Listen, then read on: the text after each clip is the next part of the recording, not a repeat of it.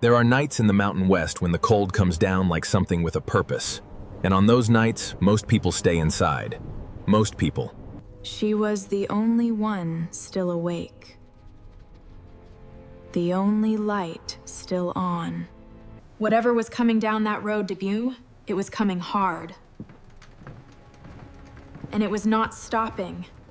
He had ridden 3 miles in the dark. He had tried everything he knew. And she would not stop crying. There was one light on, and he had nowhere else to go. The wind came down from the mountains that November night like something with a grudge. It swept through the valley without mercy, bending the bare aspens along the creek bed, lifting loose shingles from barn roofs, driving the cold so deep into the ground that the puddles along Main Street had gone iron hard before sundown. In Clearwater, Colorado, that kind of cold meant one thing to the people who lived there. You stayed inside, you kept the fire fed, and you thanked God you weren't out in it. Callum Holt was out in it. He rode hard down the frozen road from Holt Ranch, his horse's breath coming in thick white clouds that the wind tore apart almost before they formed. He had one arm wrapped around the reins and the other pulled tight against his chest, where Lily was bundled inside his coat as best he could manage. She was crying. Not the tired kind of crying that meant she'd be asleep in 10 minutes, but the real kind. The kind that started somewhere deep in a child's chest and climbed all the way out of her throat without stopping. She'd been doing it for 45 minutes. He'd tried everything he knew how to try. He'd warmed water on the stove and offered it to her in the tin cup she liked, the one with the dent in the rim she always pressed her thumb into. She'd turned her face away. He'd found her stuffed rabbit under the edge of the bed and pressed it into her arms. She'd held it for a moment, then dropped it on the floor. He'd sat in the rocking chair that used to be Rebecca's and read her favorite story about the little horse who crossed the river, doing all the voices the way she liked, the deep one for the old stallion and the high one for the colt. Lily had looked at him with wet blue eyes and said the same word she'd been saying for the past hour, the word that was breaking him apart from the inside out: milk. He'd gone to the kitchen and opened the cold box and found exactly what he'd known he would find since he checked it 3 hours ago. Nothing. The tin was empty. He'd meant to get into town yesterday. He'd spent the morning fixing the north fence line after the elk had pushed through it again, and by afternoon the light was going and he still had 2 more posts to set, and somewhere in all of that, the milk had slipped his mind. It had just slipped away like so many things did these days. He'd bundled Lily up in her coat and her little boots, the ones with the brass buttons, wrapped her in the heaviest blanket he owned, and carried her out to the barn. She'd cried against his shoulder the whole time he saddled the horse. The ride into Clearwater was 3 miles on a good day. In that wind, in that dark, with his daughter crying and the temperature dropping toward 0, it felt like 30. The general store would be closed. He knew it would be closed. Every sensible business in Clearwater closed at 8 o'clock on a winter night, and it was well past 10 now. But he also knew that Weston General Store sat on the corner of Main and Sycamore, with the owner's rooms directly above it, and if there was any light at all in that building, any light anywhere, he was going to knock on that door until someone answered. He could see Main Street now, the buildings dark and shuttered on both sides, the single street lamp at the far end throwing a pale circle of light onto frozen mud. His eyes moved down the row of storefronts, past the bank and the barber and the restaurant, past the land office with its peeling sign, and then he saw it. A light, warm and yellow, pressing through the front window of Weston General Store from somewhere in the back of the building, not bright enough to be a lamp, turned up full but steady enough to mean someone was awake in there, someone was moving around, someone had not gone to bed. Callum pulled his horse to a stop in front of the store and swung down from the saddle with Lily still against his chest.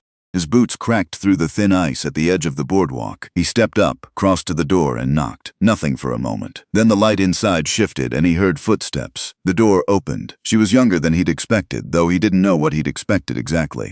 He'd ridden past this store 100 times without paying much attention to who ran it. She had dark hair pulled back from her face in a way that suggested she'd been working and hadn't thought about her appearance in several hours, which made 2 of them. She was wearing a plain blue dress with an apron over it, and she was holding a pencil in one hand with a ledger book tucked under her arm, and she looked at him with the kind of direct, steady gaze that some people have and most people don't, the kind that takes in a situation whole instead of piece by piece. She took in Lily first, then him, then Lily again. "Please," Callum said. His voice came out rougher than he intended. "Please tell me you have milk. Fresh milk. My little girl, she's been crying for an hour and I ran out and everything else is." "Come in," she said. She was already stepping back from the door, already moving. "Both of you, come in right now." The warmth of the store hit him like something physical. There was a small cast-iron stove near the back corner, and whoever this woman was, she'd kept it well stoked, and the heat it threw made the air inside feel almost tropical after the violence of the night outside. Callum stepped in and heard the door close behind him. Sit down, she said, gesturing toward 2 chairs near the stove. Right there, sit. He sat. He pulled Lily back from his chest and settled her on his lap, and she looked up at him with her red-rimmed eyes still swimming, her lower lip still trembling, but the crying had dropped a notch, maybe because of the warmth, maybe because of the change of surroundings. She pressed her face into his shirt and made a small, exhausted sound. The woman had disappeared into the back. He heard the sound of something being moved, a latch, a pour. He looked around the store without really seeing it. Shelves of dry goods, bolts of fabric, jars and tins arranged in rows, a display of tools near the window. Ordinary things. He was too tired to look at anything with real attention. She came back with a bottle of milk in one hand and a clean ceramic cup in the other. She knelt down in front of Lily without hesitation, the way someone does who is either a mother or very comfortable around small children, and she held out the cup and said, in a voice pitched softer than the one she'd used with him, "Hello there, sweetheart. Are you thirsty?" Lily lifted her head from his shirt. She looked at the woman. She looked at the cup. Something shifted in her face. The trembling lip went still, the red eyes went wide, and she reached out with both small hands and took the cup like it was the most important thing she had ever been offered. She drank. She drank deeply, both hands wrapped around the cup, her eyes closing halfway with something that was almost peace. The sound of her crying stopped so completely that the silence it left behind felt enormous. Callum let out a breath that he thought might have been building since he left the ranch. "Thank you," he said. The words came out quiet and a little unsteady. "You have no idea what those 2 words mean right now." The woman poured more milk into the cup when Lily held it out again, and then she settled into the chair across from him with the ease of someone who had nowhere else to be and no particular concern about the hour. "I'm Nora Weston," she said. "My family's store." "Callum Holt." He shifted Lily on his lap. "Holt Ranch, about 3 miles north. This is Lily." He paused. "She'll be 2.5 next month." Nora looked at Lily with an expression that was warm without being theatrical about it. "Hello, Lily." Lily looked up from her cup.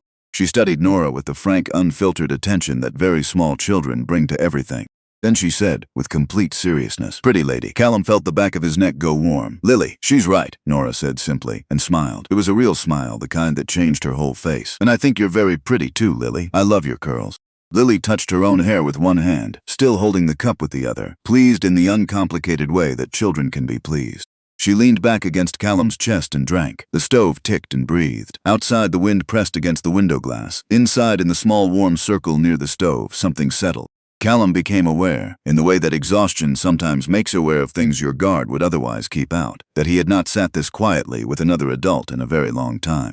8 months and 4 days if he was counting, which he was. "Why are you open?" he asked. "It's past 10. Nora set the ledger book on the small table beside her chair. "Inventory," she said. "I get behind on it during the week when customers are in and out. Nights are the only time it's quiet enough to think."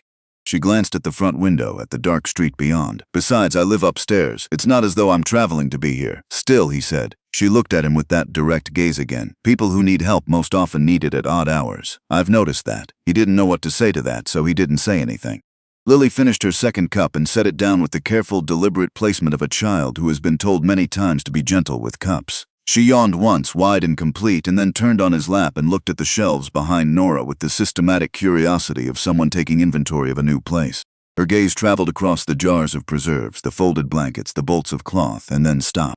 "What's that?" she asked, pointing. Nora turned to look. On a shelf near the window there was a glass jar holding a collection of red and white sticks. "Those are peppermint sticks," Nora said. "Do you like peppermint?" Lily looked at Callum. "Papa, please." He almost laughed. It was close to 11 o'clock on the coldest night of the year, and his daughter had just asked for candy. "It's very late for candy, sweetheart." "She's had a hard night," Nora said, standing. "I think she's earned it." She retrieved one of the sticks from the jar and crouched down to Lily's level and held it out.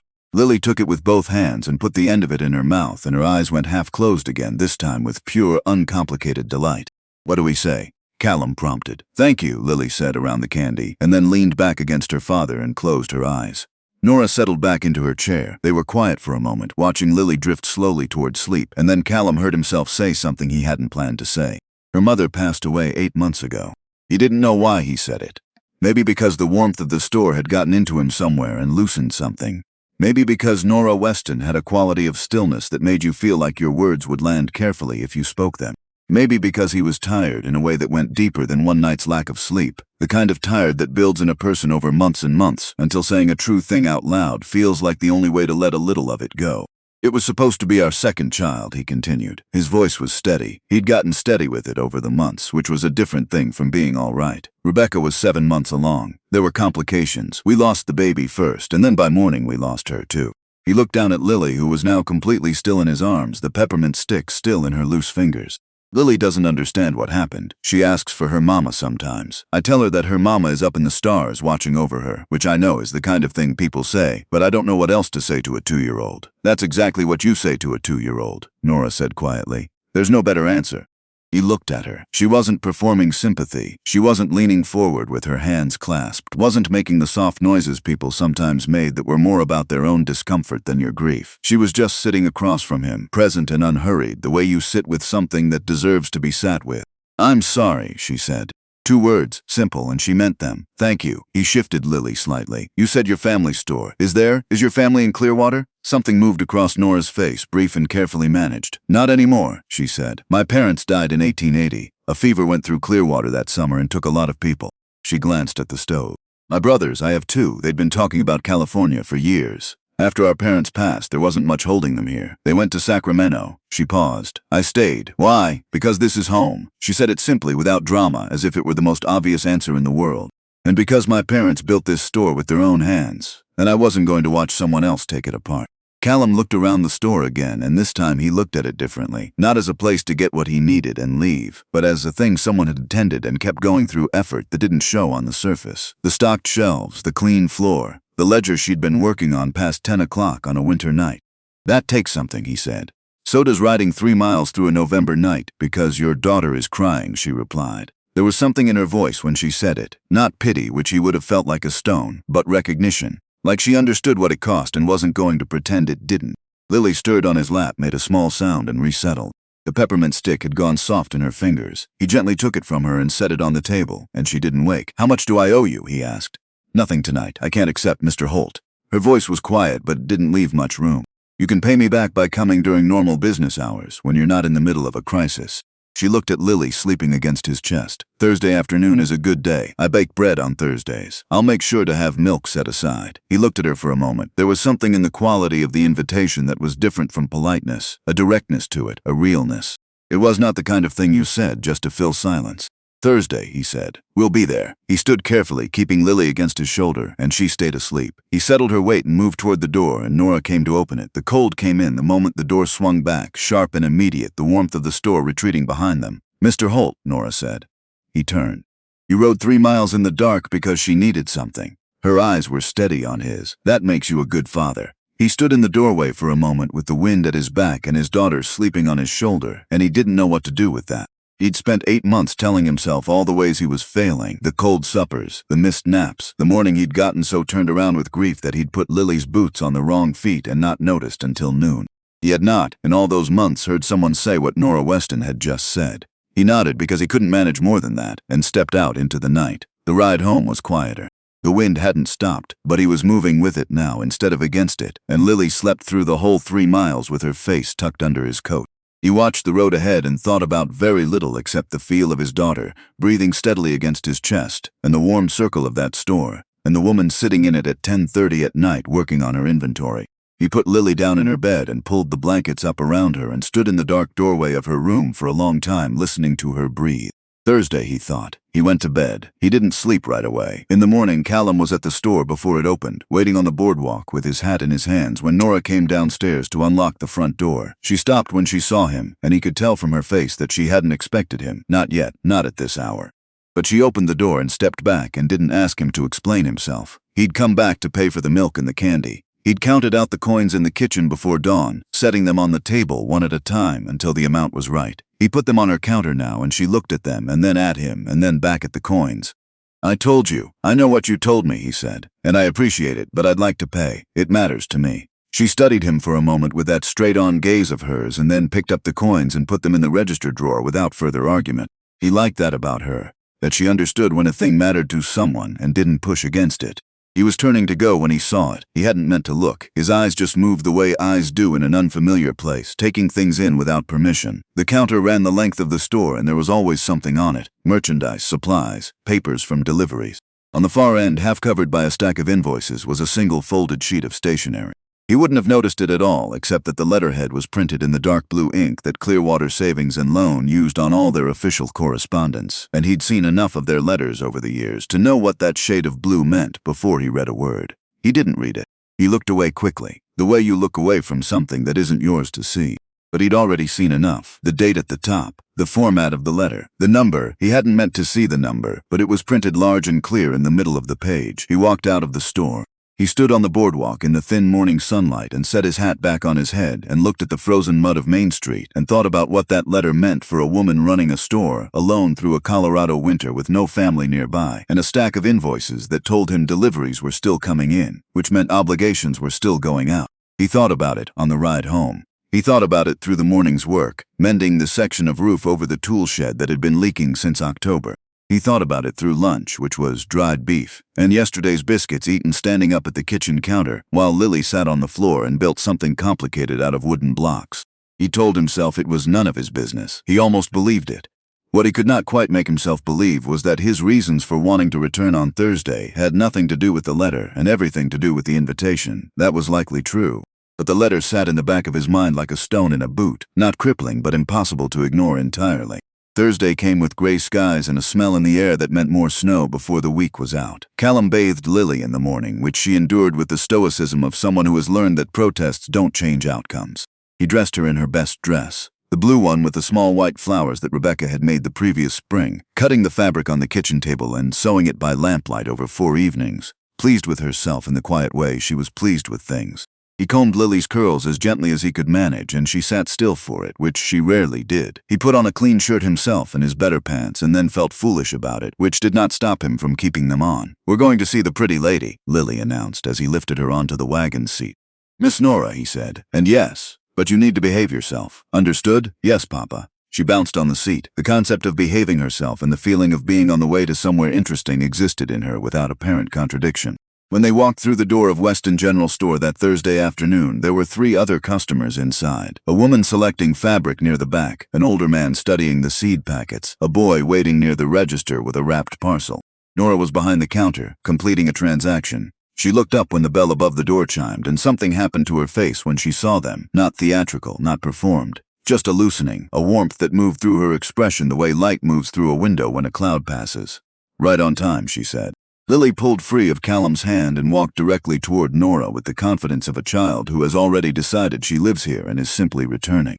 "Miss Nora," she said. "Miss Nora," Callum confirmed quietly to himself, because Lily had apparently already decided the name and there was nothing further to discuss. The other customers filtered out over the next 20 minutes.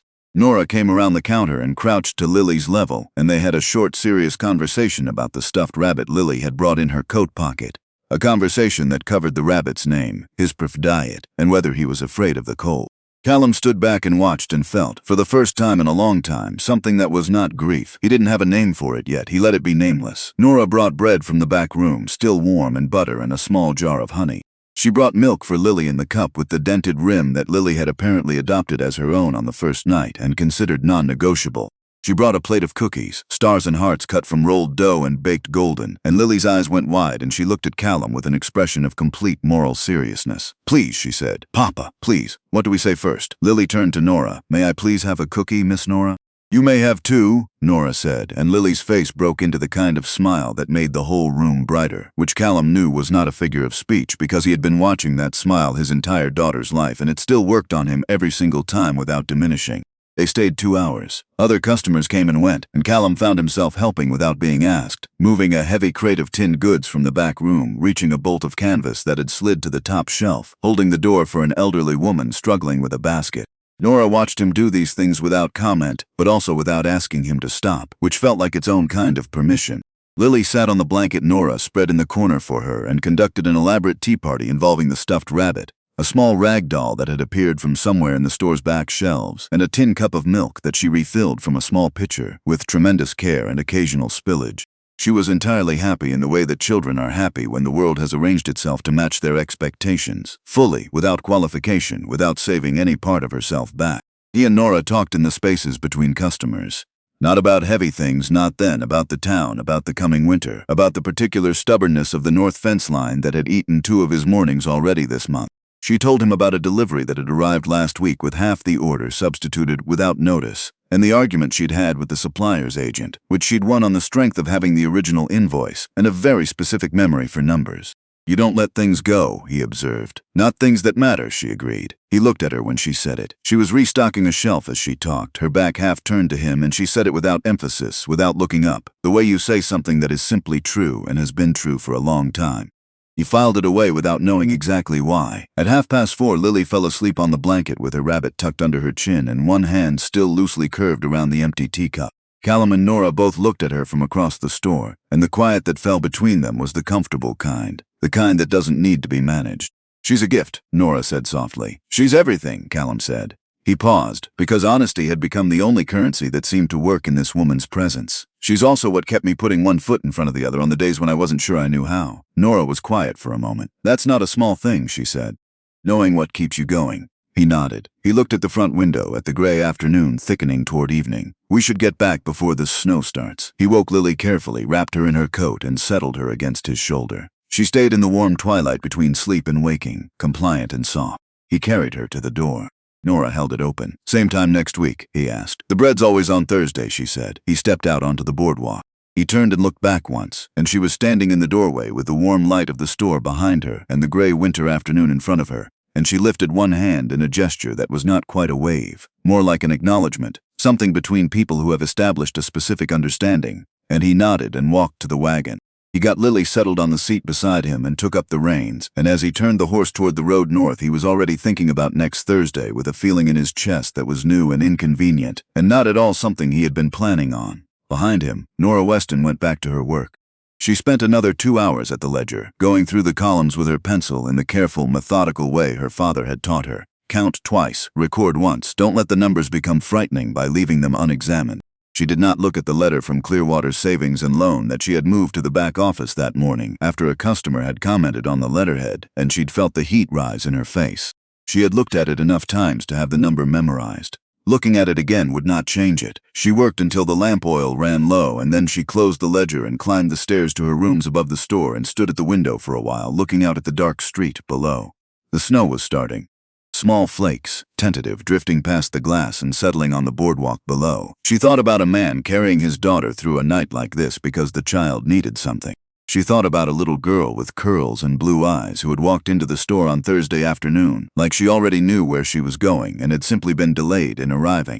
She allowed herself to think about it for exactly as long as it took the first real gust of wind to rattle the window in its frame. Then she turned from the glass and went to bed. The snow that had started Thursday night did not stop until Saturday morning, and by then it had laid itself across Clearwater and everything around it in a white silence that muffled sound and slowed time and made the world feel smaller and more manageable than it actually was. Callum spent Friday inside with Lily, playing on the kitchen floor and reading stories and making soup from the dried vegetables and salt pork he kept in the cellar for exactly this kind of weather. It was a good day, unhurried in the way that bad weather can make days unhurried, and he was grateful for it without knowing quite what he was grateful to. Saturday the snow stopped, and Sunday the sun came back hard and bright, turning the fields around the ranch into something that hurt to look at directly. Callum got Lily bundled and took her out to see the drifts, and she walked into them with a seriousness of purpose that made him laugh, a real laugh, unguarded, the kind that comes from being genuinely surprised by something. And he stood in the snow and listened to the sound of it, and thought that he had not heard himself make that sound in longer than he could precisely say. He was already thinking about next Thursday. The following weeks settled into a shape that surprised him with how natural it felt. Twice a week. Thursday afternoons without exception, and one other day that shifted depending on what the ranch and the weather permitted. He brought Lily into Clearwater, and they went to Weston General Store. Officially, he was there for supplies. The ranch always needed something: flour, coffee, lamp oil, seed catalogs to look through for the spring planting. He was not deceiving himself about the supplies. He genuinely needed them. He was simply aware that he had been buying supplies in Clearwater for 6 years and had never previously found it necessary to make the trip more than once a week. Lily had stopped calling Nora Miss Nora by the 3rd week. She had compressed it, the way small children compress everything that belongs to them, into Miss N, and then into something that sounded approximately like Miss N, and finally settled into Miss Nor, which was apparently the final form, and which she deployed with a proprietorial confidence that made Nora smile every single time, without trying not to. She brought things. This began on the 2nd Thursday, when Lily arrived pressing a smooth gray stone against her coat with both hands and presented it to Nora with the gravity of someone conveying something irreplaceable. Nora received it with equal gravity, examined it from multiple angles, declared it an exceptional stone with excellent weight and character, and placed it on the windowsill beside the register. The following week, Lily brought 3 dried wildflowers she'd found preserved flat under a rock near the barn, their color mostly spent but their shape still intact and precise. These went beside the stone. By December, the windowsill had accumulated a small and growing collection. More stones, 2 feathers, a piece of bark shaped in a way that Lily insisted with great conviction resembled a rabbit, which required some imagination but was not entirely impossible. Callum watched this happen and did not comment on it because there was nothing he could say that would improve it. He helped around the store without making a decision to do so. It started with reaching things on high shelves and evolved over the weeks into something more consistent, meeting deliveries at the back door, restocking shelves on busy afternoons, once spending an entire Tuesday helping Nora rearrange the dry goods section because she'd decided the current layout was working against her and wanted to think it through differently. He moved crates where she pointed and held shelves steady while she leveled them, and offered opinions when she asked and kept them to himself when she didn't. They worked together with an ease that did not feel like something they had built, because it had not required effort. It was simply present between them, the way some things are between some people for reasons that resist examination.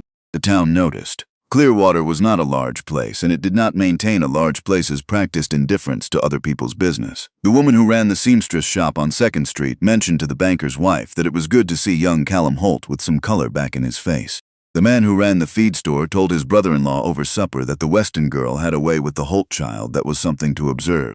By the middle of December, this had solidified into something close to a community position. This was a good thing, and Clearwater approved of it, and anyone who didn't was keeping that opinion to themselves. Callum was aware of this. He was not entirely comfortable with it, but awareness was the most he could manage at present. On a Thursday in the 3rd week of December, Nora taught Lily the first 6 letters of the alphabet using biscuit cutters she kept in a deep drawer under the counter, pressing each shape into a square of dough and saying the letter's name and its sound while Lily watched with the focused, unblinking attention she reserved for things she had decided were important. By the end of the hour, Lily could identify A, B, and C without hesitation and was working on D with the concentration of someone handling something that might go wrong if she lost focus. Callum sat on a barrel near the back wall and watched his daughter learn her letters from a woman who had not existed in their lives 8 weeks ago, and he felt the weight of something Rebecca had imagined for Lily and looked forward to providing and would never get to do. He held that feeling carefully, without turning away from it. He had learned in the months since losing her that the feelings had to be allowed to move through, that if you banked them up, they found their own exit, usually at the worst possible moment. He realized he'd stayed too long when he looked up and found the store had gone entirely dark outside and entirely quiet inside. The last customer long gone, the stove burned down to a steady, patient glow. Lily was asleep in the corner, rabbit under her chin. Nora was at the counter, not working, just sitting with her hands folded loosely on the ledger, and her eyes on the middle distance the way a person sits when they have stopped pretending to be occupied. She didn't hear him move until he was close, and she looked up without embarrassment at being caught in stillness. Neither of them said anything for a moment. The silence between them wasn't empty. That was the thing he noticed walking out into the cold a few minutes later, that the silences in this store had changed quality somewhere in the past weeks. They had stopped being something to navigate and had become something to simply occupy. He woke Lily and carried her out, and Nora held the door, and he said goodnight without making more of the moment than it was, which required some effort. He was almost to the edge of town when he saw Agnes Mercer coming the other direction on the road, wrapped in a heavy wool coat and traveling toward Clearwater. He hadn't seen her since October.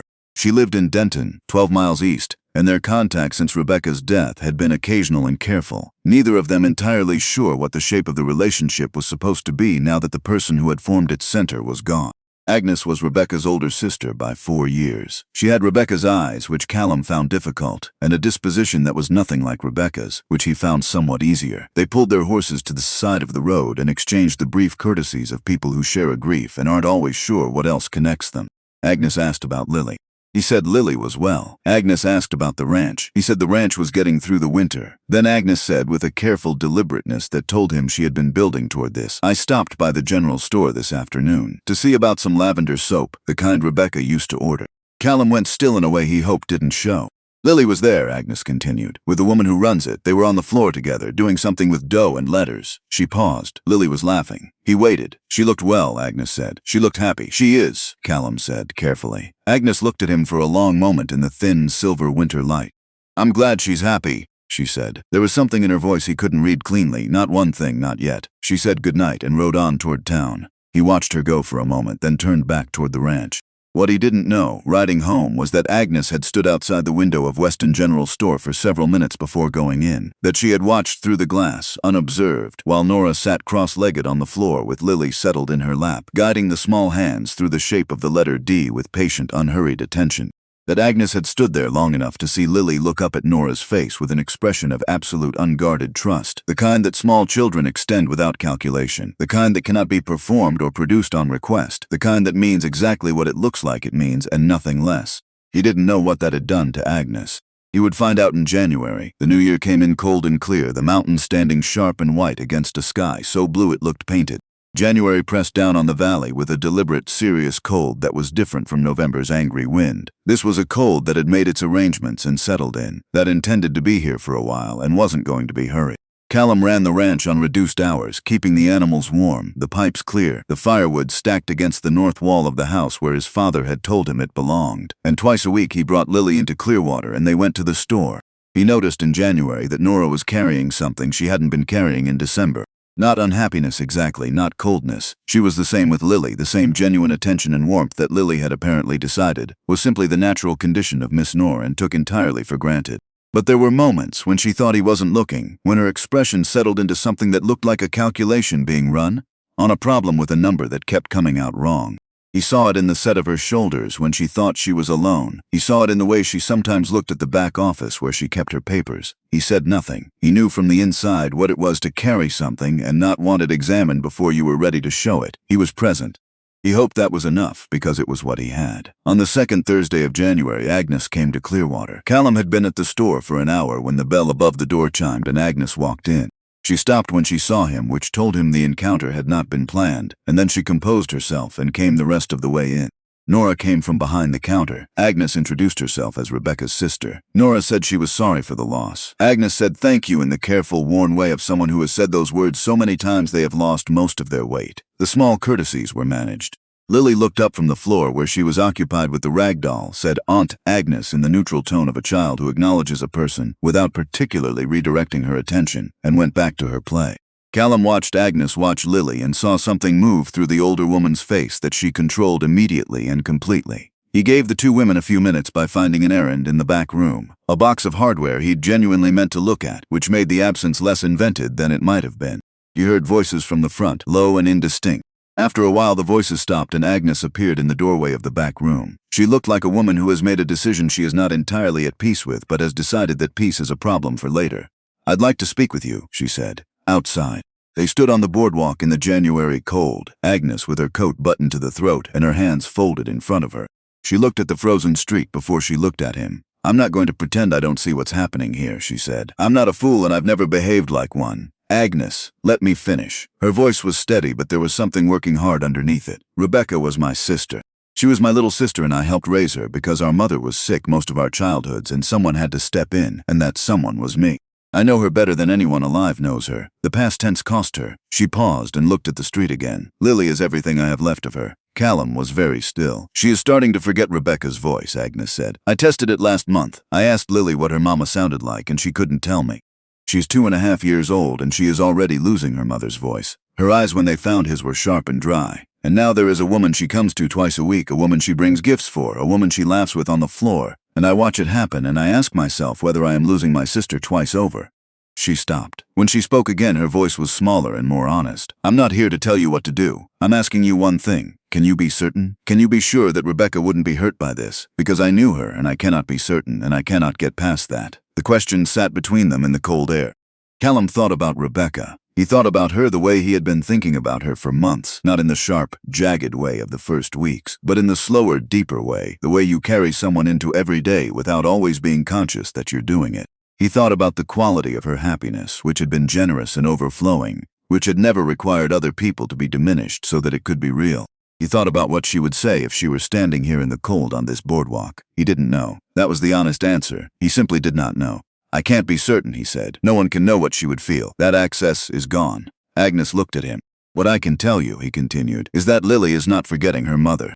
We speak about her every day. I show Lily the things Rebecca made, the dress, the quilt, the little carved horse she kept on the windowsill. I tell Lily that her mama had blue eyes exactly like hers and hair that curled when it rained and a laugh you could hear from the far end of the barn on a still morning. He paused. Nothing is replacing Rebecca. That is not how this works. That is not how any of this works. Agnes was quiet for a long time. The cold moved between them. Be careful, she said finally. Her voice had gone tired. That's what I'm asking. Be careful with what Lily is allowed to need. Be careful with what you build and then have to take apart. She went back inside without waiting for his response. Callum stood on the boardwalk alone and looked at the gray January sky and felt the familiar weight of everything that cannot be made simple or clean or resolved in a single conversation on a cold afternoon. He went back inside. He was careful, over the weeks that followed, not to let Agnes's words change anything that was visible on the surface. He came to the store. He helped with the work. He and Nora talked in the spaces between customers the way they had been talking. But something in him had gotten cautious, not cold, not absent, but careful in a way it hadn't been before, like a man who has been told the ice is thin and now puts his weight down differently, even on ground he has crossed 100 times. He thought Nora felt it. She was perceptive in ways that did not announce themselves. She noticed things and held them without immediately acting on them. He'd seen it in the store dozens of times, the way she'd respond to a difficult customer with more patience rather than less, because she'd read something in the person's face that told her the difficulty was about something other than the transaction. She had the quality of attention that comes from a long time of being alone and learning to read the room, because reading the room is sometimes what keeps you all right. She noticed. He was nearly certain of that. She didn't say anything, and he didn't say anything, and they continued in the space between what was said and what wasn't, which was, for a while, where they both seemed to agree to remain. February arrived. The cold deepened for a week and then began almost imperceptibly to soften at the edges. Not warmth, not yet, not in February in Colorado, but the suggestion of warmth, the memory of it. The afternoon light started staying a few minutes longer each day, angling differently off the snowfields, carrying a quality that winter hadn't had before. On the second Tuesday of February, Harlan Croft came into the store. Callum wasn't there that day. He heard about it the following Thursday from the man who ran the feed store, who had heard it from the ice delivery man, who had been making a delivery to the back of the store when Croft came in through the front. The feed store owner mentioned it in the offhand way that men in small towns mention things that everyone is watching without appearing to watch. Harlan Croft was 61 years old and had been in Clearwater for the better part of 2 decades. He owned, in one form or another, a substantial portion of what lined Main Street. He was not a villain in any dramatic sense. He was a businessman, which in a small Colorado town in 1884 was a category with its own particular set of implications. He had a talent for arriving when people were at their most vulnerable and departing with whatever they had most needed to hold on to. Callum asked, with care, what Croft had wanted. The feed store owner said he'd made an offer on the building, on the property itself, the store and the lot the Weston family had held since 1871. A generous offer from what the Iceman had gathered, more than the property was worth at current market. The kind of number a man offers when he wants something badly enough to overpay, or when he has calculated that the person across the table has no real position from which to refuse. Callum thought about the dark blue letterhead. He thought about the number in the middle of the page. He thought about the expression on Nora's face on the days when she believed he wasn't looking. On Thursday he came to the store and she was herself, competent and steady, warm with Lily, easy to talk with. She did not mention Croft. He did not mention that he knew about Croft. They moved through the afternoon the way they had learned to move through afternoons, and Lily fell asleep in the corner, and they talked in low voices while the lamp burned, and it was good. It was still good. He had Lily in his arms and was nearly to the door when Nora said, without particular emphasis, "I received a letter from my brother Everett last week." He turned. He said if I ever decided to come to Sacramento, there would be room for me. She was looking at the counter, adjusting a stack of invoices that didn't need adjusting. He said he could find me work if I needed it. "Are you thinking about it?" Callum asked. He kept his voice level. He wasn't entirely sure he succeeded. Nora looked up. Her expression was the careful kind, measuring what to give and what to hold back. "I'm trying to think about a number of things sensibly," she said. "That's all." He nodded slowly. He looked at her for a moment longer than was strictly called for, then shifted Lily's weight and went out into the February afternoon. He drove home with something in his chest that he couldn't name precisely. Not panic, not grief, but something in the neighborhood of standing on ground you have trusted and feeling it move slightly under your boots.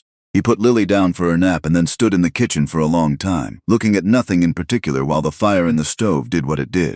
He thought about Agnes's words and Croft's visit and Everett's letter, and the face Nora made when she thought he wasn't paying attention. And he thought about the long months of running a ranch and raising a daughter and learning. One day at a time, that forward was the only direction available to a man who still had someone depending on him. And now this store, this woman, this particular quality of an evening he hadn't known he was missing until it existed in his life.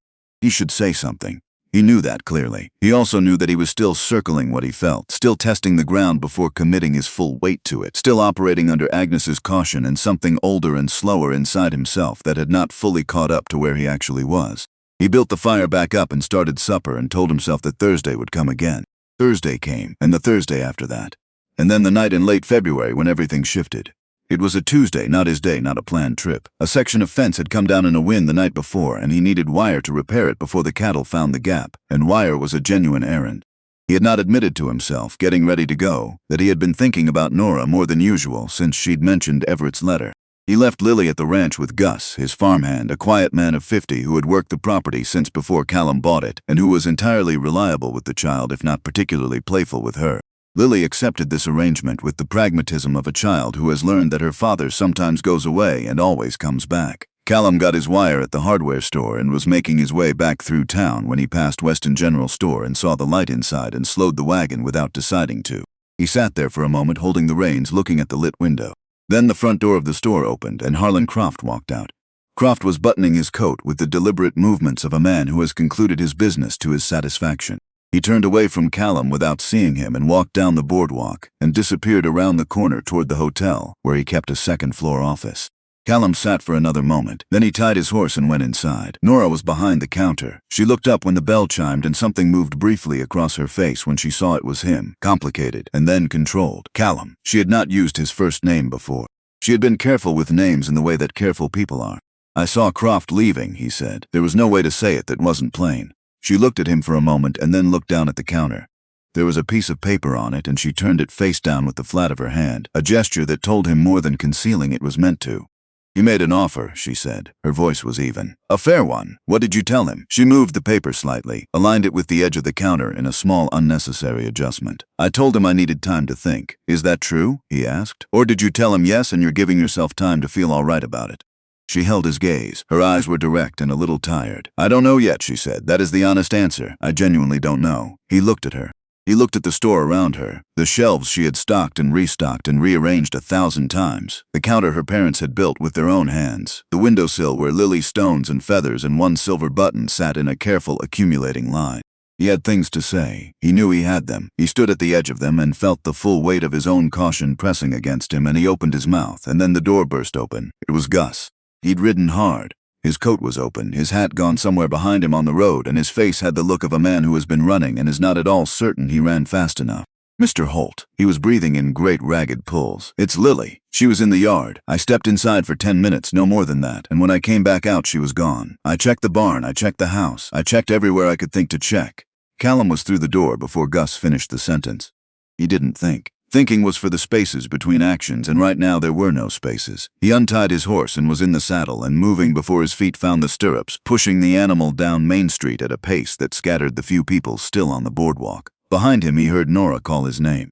He could not stop. Lily was 2.5 years old and the night was serious cold, and the dark outside the town's small circle of light was complete. He rode the 3 miles to the ranch in less time than the distance had any right to allow. The yard was blazing. Gus had left every lantern he could find burning before riding after him, which was the right instinct, and the orange light they threw across the snow showed him immediately what he needed to see. Small boot prints near the fence, not heading toward the barn, heading toward the road, toward the wheel ruts that Lily had ridden along in a wagon twice a week for months, in the direction of Clearwater. He turned the horse and rode back. He was at the edge of town when he saw the light in the window of Weston General Store, and without making any decision about it, he pulled the horse up and looked. Through the glass he could see Nora at the counter, and there at the edge of the lamplight a small shape on the floor. He was off the horse and through the door in 4 seconds. Lily was sitting on the blanket behind the counter, her own blanket, the one Nora kept folded in the corner specifically for her visits, with her rabbit held against her chest and her coat buttoned wrong in the front-to-back way that meant she had dressed herself in the dark and in a hurry. She was not crying. She looked up when the door opened and saw Callum, and her face move through 5 or 6 expressions in rapid sequence before arriving at the look of a child who understands, somewhere in her body if not in her mind, that she has done something that has consequences. "Papa," she said. He covered the floor in 3 steps and dropped to his knees and put both hands on her face and looked at her. Her eyes, her cheeks, her cold pink ears, the curl that had worked loose and was hanging across her forehead, doing the wordless, thorough inspection of a frightened parent who needs to verify with their own hands that what they are seeing is real and present and unharmed. She was real. She was warm. She was entirely fine. "Hi, Papa," she said in the small, careful voice of a person gauging the atmosphere. He pulled her against him and held her there with one hand on the back of her small head, and he stayed that way without speaking. When he looked up, Nora was standing a few feet back, Holding herself still the way you hold yourself still when you are waiting for a situation to resolve and you understand that the resolution is not yours to provide. Her face was composed. Her eyes told him she had spent the last stretch of time in the same cold place he had just come out of. She was standing on the boardwalk when I came out to bring in the last delivery box, Nora said quietly. She'd walked from the road. She wasn't crying. She walked in like she knew exactly where she was going and had simply been taking longer than expected to arrive. "I'm not crying," Lily confirmed from inside Callum's coat. "I come to see Miss Nora." Callum closed his eyes for a moment. When he opened them, he looked at Nora and she looked back at him, and the thing that passed between them needed no words at all.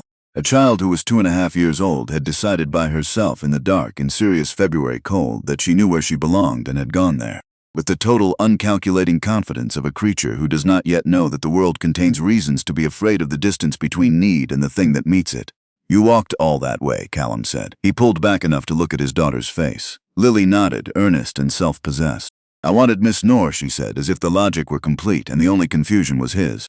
He sat back on his heels. He looked at Lily. He looked at Nora.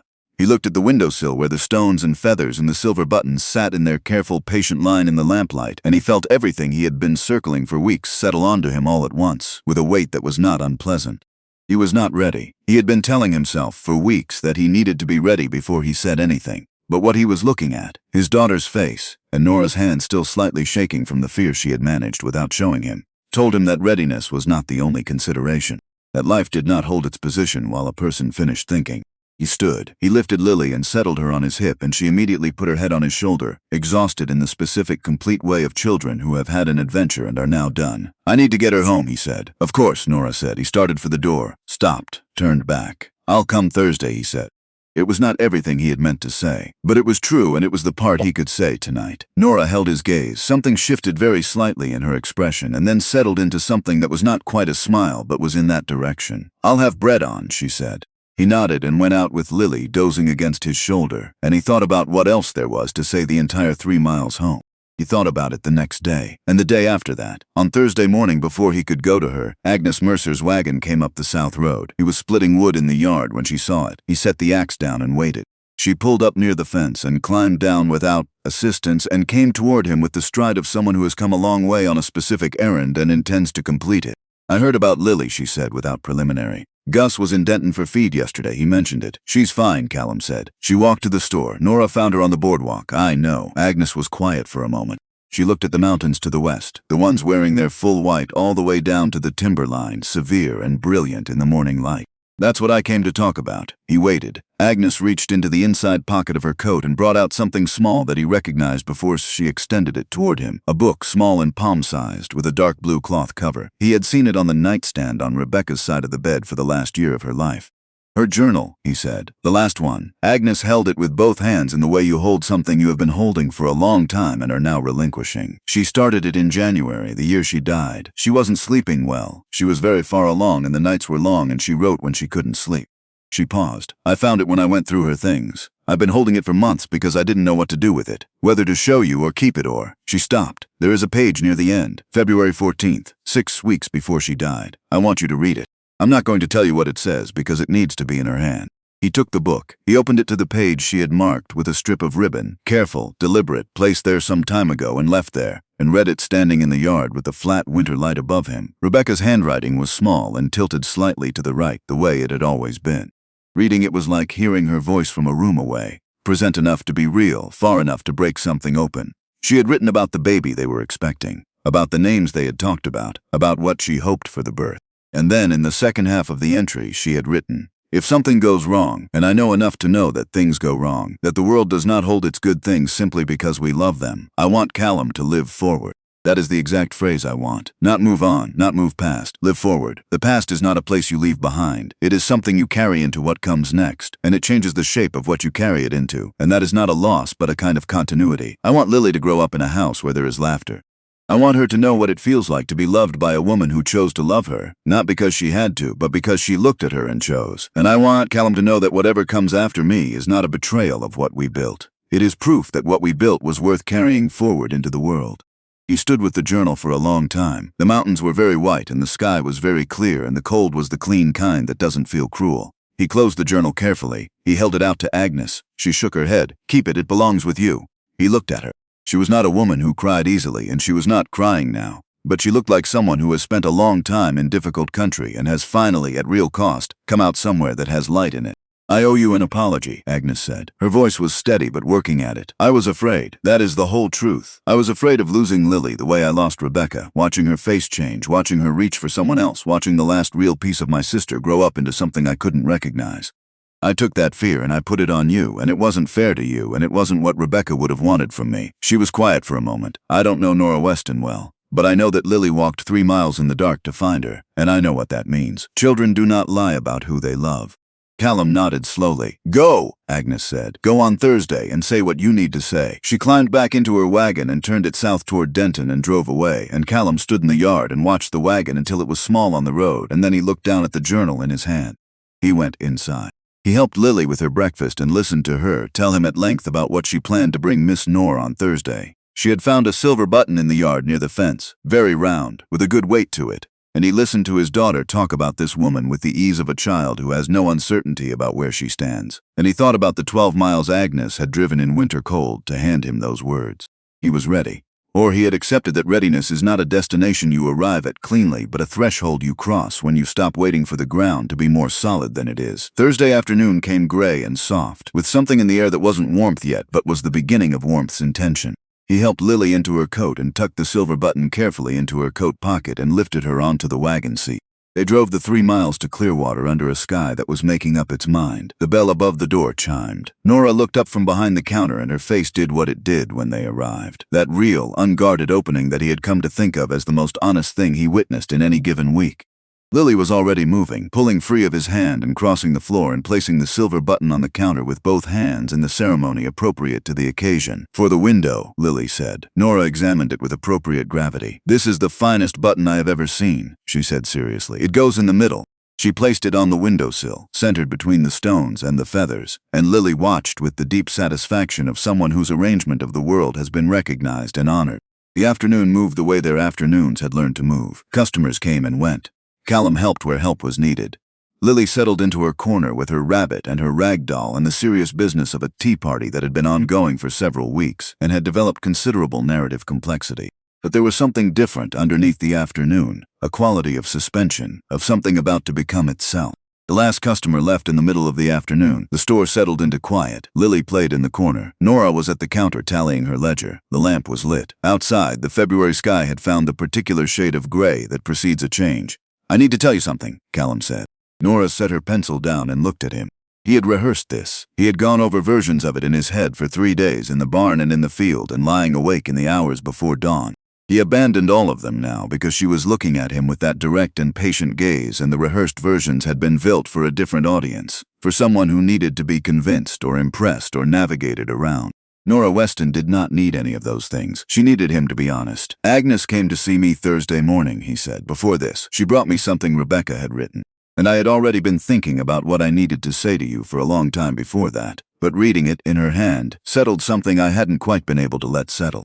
Nora was still. She had a gift for stillness. "I've been pulling back," he said. "These past weeks. I know you noticed. I should have said something instead of pulling back, and then hoping you would simply wait while I figured out what I was doing." He held her gaze. "That wasn't fair to you. It wasn't how you deserve to be treated."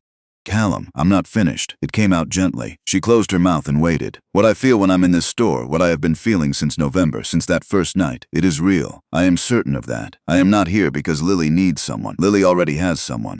I am here because I want to be here. And those are different things, and I needed to know the difference clearly before I said anything, because you deserve certainty, not impulse."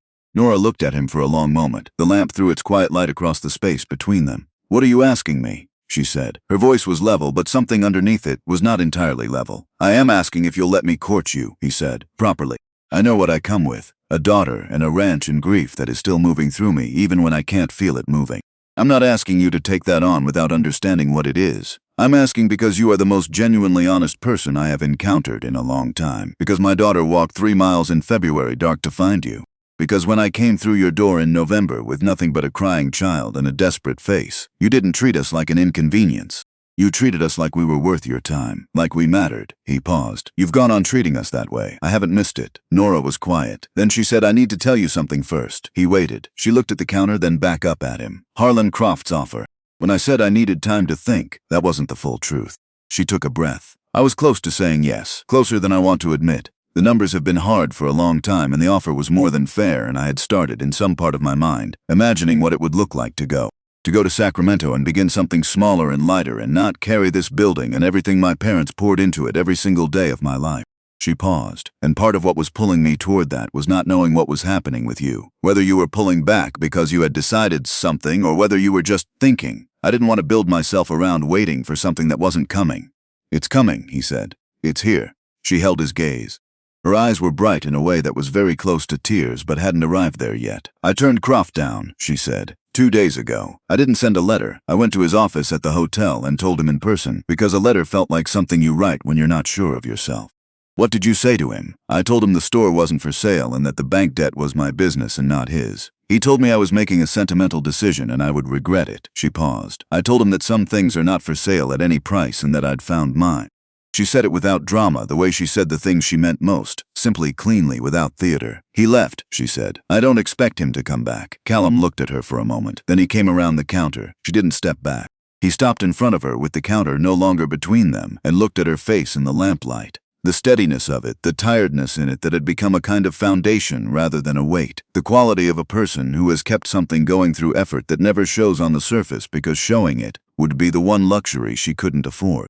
Yes, she said, before he said anything else. Yes, Callum, I'll let you court me. He was not a man who smiled easily or often, but he smiled then, and she saw it, and she smiled back, and the lamp between them held its light steady and warm.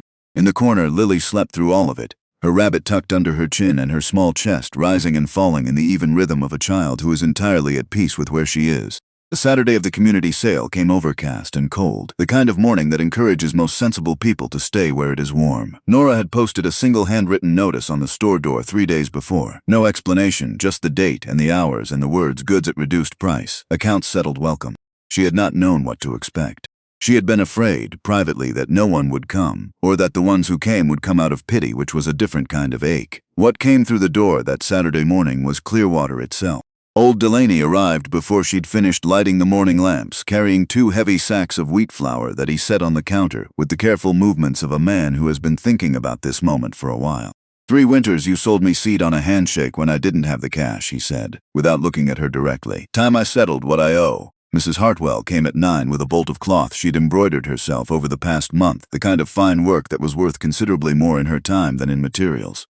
She set it on the counter and said, simply, your mother would have appreciated it. She had an eye for good needlework. The Garrity brothers sent their youngest boy with an envelope and a note written in the older brother's careful hand that said only, you know what this is for. She did know. 3 years of credit on hardware and rope and fence supplies during the hard season after their father died. Doc Rafferty walked across the street at noon and tore up an account that had been sitting in his ledger since Nora's father's last winter, the medical bills from those final months. Elias Weston was a good man who kept this town fed when he didn't have to, the doc said, folding the torn paper and putting it in his coat pocket. Consider it paid. The widow Simmons brought a jar of preserved peaches and stayed for an hour helping restock shelves, because she said she needed something to do with her hands and Nora's store had the most interesting things to sort. By mid-afternoon, the number on the bank letter was no longer impossible. It was still large. It was still something that would require careful months. But it was no longer the cliff edge she had been standing at the edge of since October, looking down.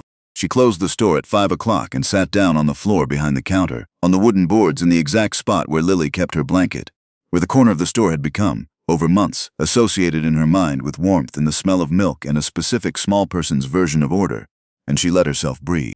She looked at the windowsill, the stones and the feathers and the button. She thought about what she had built here and what had come in through the door to help her keep it, and she sat on the floor for a long time before she was ready to go upstairs. Spring came to Clearwater the way it always came to that part of Colorado, argumentatively with frequent reversals, with mornings that smelled like mud and afternoons that still bit with cold, with occasional returns of snow that felt like a breach of faith and then melted within 2 days as if apologizing. But it came. By April, the fields around Holt Ranch were going green at the margins. By May, the aspens along the creek were fully leafed, and the morning smelled like something that had been waiting a long time to be itself again. Callum came to the store. Nora came to the ranch. They had Sunday suppers at the long kitchen table, the 3 of them, and sometimes Agnes, who had taken to driving over from Denton on the first Sunday of the month, and who had over those months become something that didn't have a tidy name but was real. Lily narrated the events of every week in considerable detail and required input on matters she considered important. The stuffed rabbit remained nameless because Lily rejected every name proposed on the grounds that it wasn't right, a standard she applied with complete consistency and without being able to articulate what right would sound like when they heard it. Nora suggested at various times Bartholomew Chester and once, in a moment of inspiration, Theodore. All were rejected with respect. Nora brought a small chalkboard from the store and propped it against the kitchen wall, and she and Lily worked through the alphabet together in the evenings while Callum did the dishes, which was a division of labor that had established itself without anyone deciding on it, and that suited all three of them, and felt in its unremarkable ordinariness like something he had not known was missing from the shape of his days until it was there.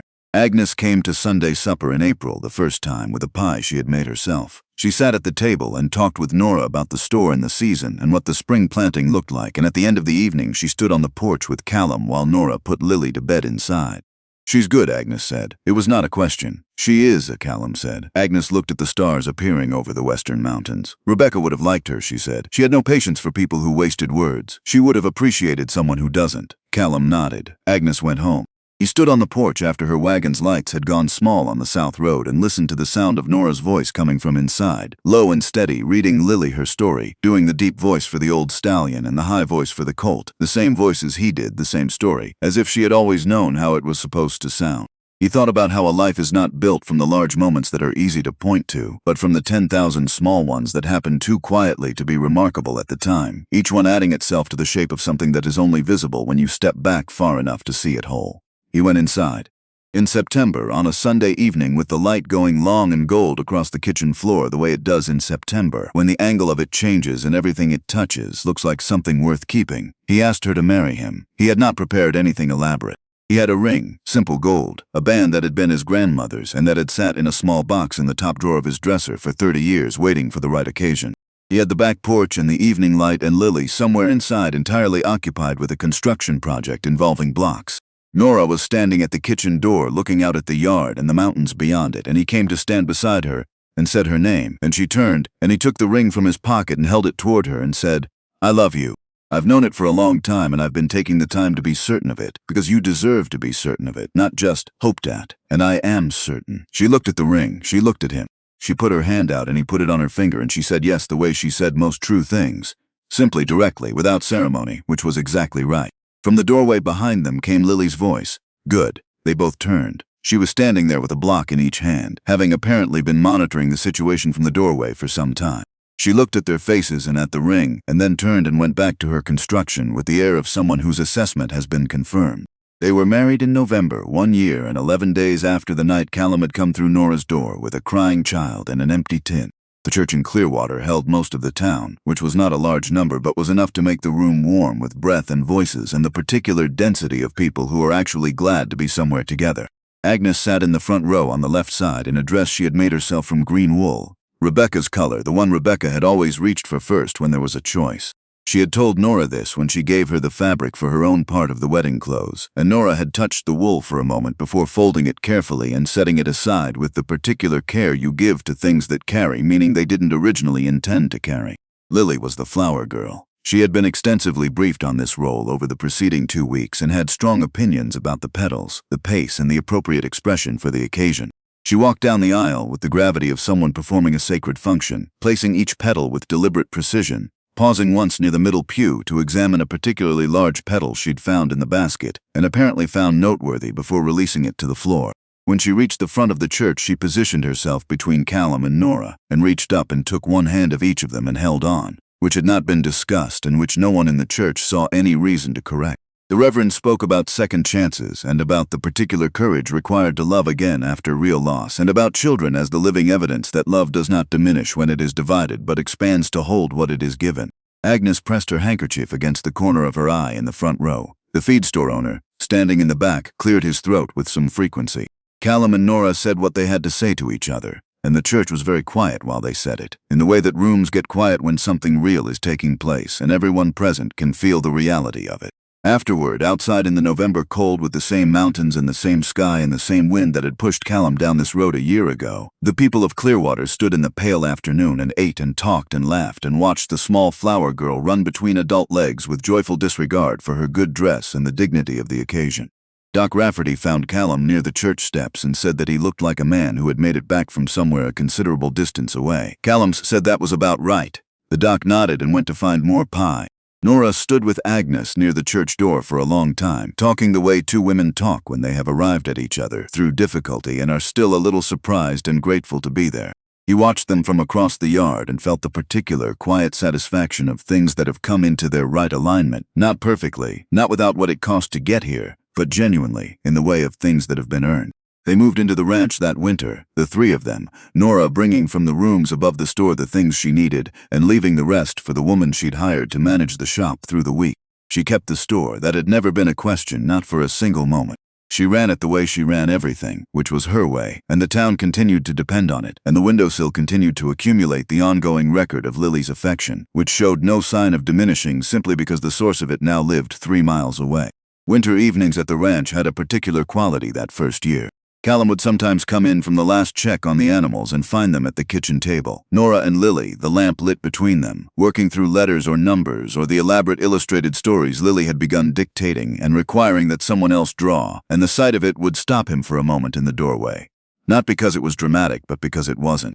Because it was exactly as ordinary and present and solid as a thing can be. He kept Rebecca's journal in the drawer of the nightstand on his side of the bed.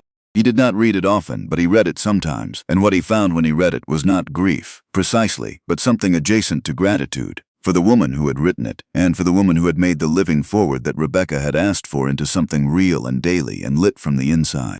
Lily grew. She grew the way children grow when they are surrounded by people who take them fully seriously, quickly and with self-possession, with a directness that sometimes made Callum step back and look at her as if she were a thing he was still in the process of learning. She had Rebecca's blue eyes and Rebecca's curl in the rain and something that belonged to neither of her parents, a particular ease with herself, an uprightness, that Callum suspected she had assembled over years of watching Nora move through the world and treating it as a place she had every right to occupy. She knew Rebecca. They made sure of that, both of them, from the beginning and without making it an occasion. Rebecca's photograph on the mantel in the sitting room, the blue dress with white flowers, too small now and kept in the cedar chest the way Nora had shown Agnes they were keeping it, with lavender tucked into the folds. Stories at bedtime, the way Rebecca laughed, the way she named every horse on the property with names that had 3 syllables when one would do, the way she believed that a good pie could not be rushed and so she never rushed one, not once in her life. Lily absorbed all of it. She held both things without apparent strain. The mother who had loved her from before she was born, and the mother who was here making biscuits and teaching her letters and reading her the story with all the right voices. Children can hold 2 true things when they are given the space to do so without being asked to choose, and Lily had always been given that space. When Lily was 7, she was standing in the kitchen on an ordinary Tuesday afternoon with flour on both her hands and flour on her nose from a biscuit-making project that had become ambitious, and she looked up at Nora and said with the directness that had always been her particular quality, "Can I call you Mama?" Nora set the biscuit cutter down carefully on the counter. She looked at Lily the way she looked at things she wanted to understand fully, not quickly, not with the first available response, but with real attention, the whole of it, so that what she said next would be exactly what she meant. "There is another Mama you have, Lily," she said.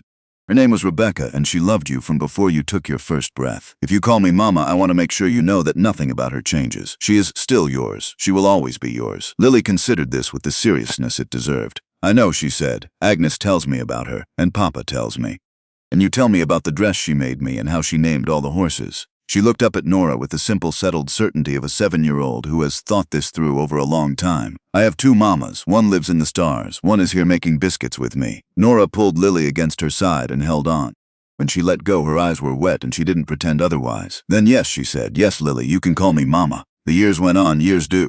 Lily grew up with both her mothers present in her, one in the stories and the photographs and the blue dress kept in cedar, and one in the daily, unremarkable constancy of a woman who had chosen her and kept choosing her every day without needing to say so because the choosing was evident in everything she did.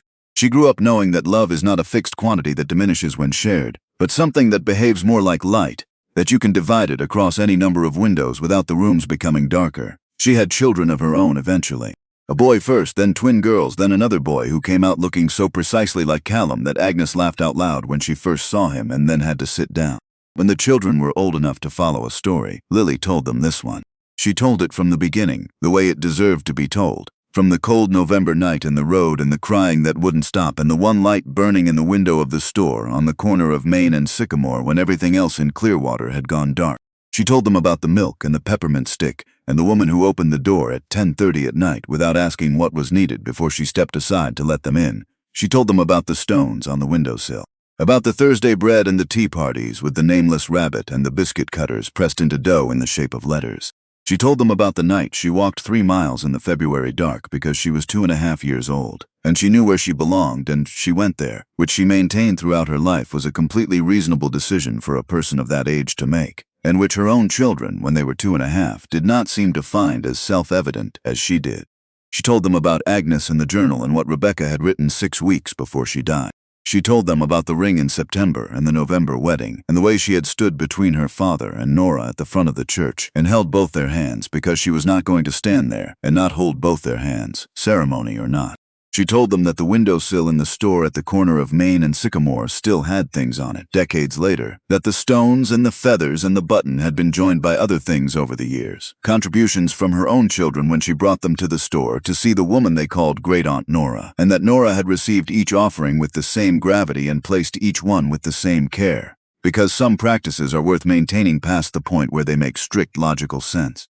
When Lily's oldest daughter had her first child, a girl born in April when the aspens were fully leafed and the air smelled like something long awaited, she brought the baby to see Lily on a spring afternoon. She put the baby in Lily's arms and looked at her mother's face and said, "We're naming her Rebecca Nora.